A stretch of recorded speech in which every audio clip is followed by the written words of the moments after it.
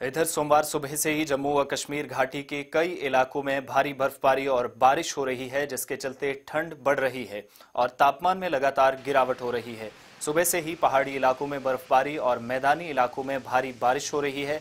बर्फबारी और बारिश के चलते जम्मू कश्मीर राष्ट्रीय राजमार्ग और ऐतिहासिक मुगल रोड को भी फिलहाल बंद कर दिया गया है।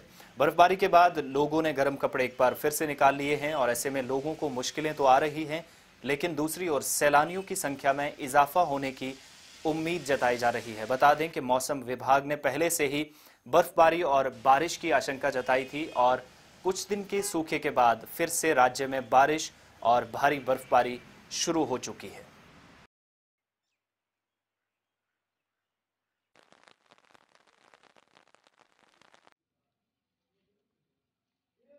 बाद ये बर्फबारी देखने को मिली।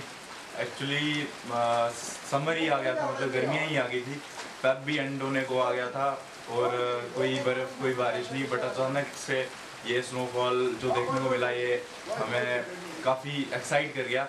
और हम टूरिस्ट मतलब अपने जो टूरिस्ट हैं जम्मू कश्मीर के, उनको भी ये कहना चाहेंगे अब स्नोफॉल हो ही गया तो enjoy must come.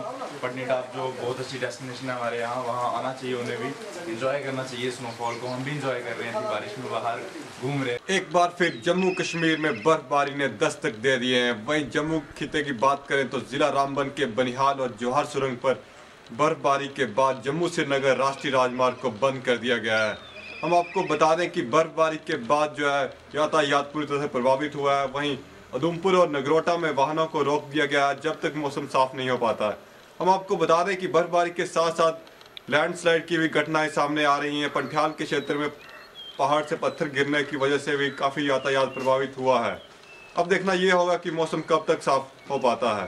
Camera person के साथ शुभम अंतल, वक्त इंडिया, रामबन।